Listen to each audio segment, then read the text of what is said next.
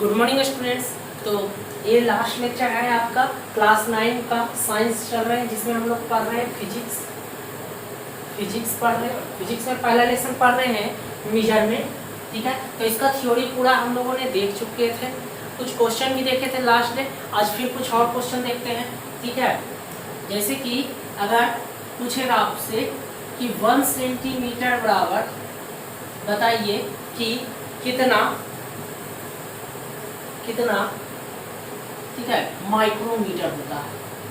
1 centimetre और कितना micrometer होता है। या दूसरा क्वेश्चन पूछ रहा है, बताइए 1 माइक्रोमीटर इक्वल टू कितना मीटर होता है, ठीक है। इसको माइक्रो पढ़ते हैं, लास्ट लेक्चर में बताए थे, अगर नहीं देखे तो पहले जाके देख लीजिए। 1 माइक्रोमीटर इक्वल टू मीटर कितना मीटर होता है पूछ रहा है। देखिए तो 1 माइक्रोमीटर, माइक्रो का मतलब 10⁻⁻6 मीटर, तो कितना हो गया 10⁻⁻6। ये तो बहुत ही आसान था। अब पहला देखिए, पूछ रहा है 1 सेंटीमीटर इक्वल टू कितना माइक्रोमीटर होगा। पूछ रहा है 1 सेंटीमीटर इक्वल टू कितना माइक्रोमीटर होगा। तो देखिए 1 सेंटीमीटर, सेंटीमीटर मतलब 10 का पावर -3, 10 का पावर -2, ठीक है। 10 का पावर -3 तो मिली होता है, 10 का पावर -2 सेंटी हो गया। अब देखिए माइक्रो बदलना है, तो जानते हैं हम लोग माइक्रो का मतलब कितना 10 का पावर -6। तो इसको माइक्रो में बदलना है तो क्या कर देंगे, डिवाइड कर देंगे 10 का पावर -6 से, तो आ जाएगा ये हमारा क्या माइक्रोमीटर। तो 10 का पावर -2 क्या हो जाएगा -6 माइक्रोमीटर। तो 10 का पावर -2 माइनस +6 तो हो गया, तो कितना आ गया 10 का पावर -2 + 6 + 4, ठीक है। 10 का पावर 4 माइक्रोमीटर। तो यहाँ क्या बना जाएगा 10 का पावर 4 माइक्रोमीटर। इस तरह से प्रीफिक्स वाला क्वेश्चन को क्या करते हैं, डील करते हैं, एक को दूसरा में कन्वर्ट करते हैं। आपको समझ में अच्छे से आ गया होगा, ठीक है। अब देखिए आगे देखते हैं कुछ और, जैसे कि बताए थे कि टेम्परेचर का एसआई यूनिट क्या होता है केल्विन, ठीक है। तो केल्विन के अलावा भी होता है डिग्री सेल्सियस और डिग्री फ़ारेनहाइट, 2 यूनिट होता है। उसमें भी हम लोग कन्वर्ट करते हैं टेम्परेचर को, यूं मापते हैं, लेकिन एसआई यूनिट तो केल्विन ही होता है। तो देखिए क्या होता है, फॉर्मूला एक होता है C-0/180 बराबर F-32 C-0/100 बराबर F-32/180 बराबर K-273/100। ये एक रिलेशन होता है, C-0/100 बराबर F-32/180 बराबर K-273/100। देखिए आपको कुछ फॉर्मूला याद भी होगा, जैसे C और F के बीच में रिलेशन, तो C/100 बराबर F-32/180 है ना। तो देखिए C बराबर F-32/180 अब गुने 100, तो क्या आ जाएगा 1 0 से 1 0, 9 दूनी 18, 5 दूनी 10, ठीक है। तो आ जाएगा कितना 5/9 -32 गुने 5/9, ठीक है। तो 5 ऐसे कर सकते हैं, ऐसे रहने दीजिए, डायरेक्ट ही रहने दीजिए इसको। 5/9 इंटू F-32, ऐसे आप लोग याद किए होंगे पहले फॉर्मूला, C बराबर है 5/9 इंटू F-32। तो उसी को यहाँ हम लोग तीनों के सेल्सियस, फ़ारेनहाइट और केल्विन तीनों के रूप में रहेगा। तो इस रिलेशन से हम लोग एक दूसरे में कन्वर्ट करते हैं। जैसे कि देखिए मान लीजिए आपको कहा है 100 डिग्री सेल्सियस को डिग्री फ़ारेनहाइट में बदलिए,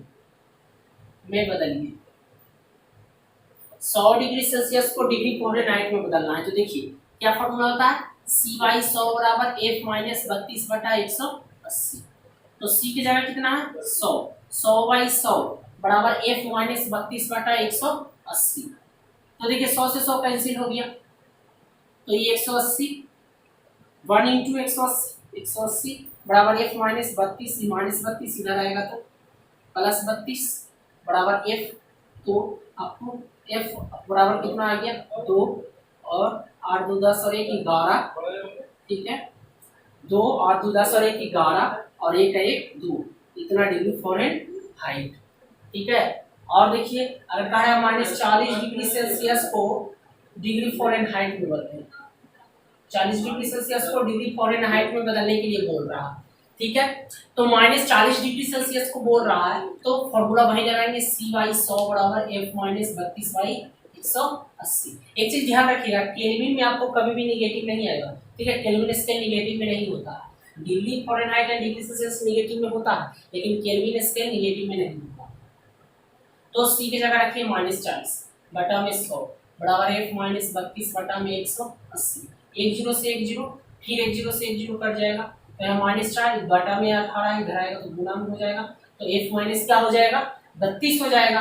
अब 18 6 4 18 4 72 -32 प्लस 32 बराबर F, तो कितना आ गया 0 और 7 में से 3 गया 4 -40 बराबर F।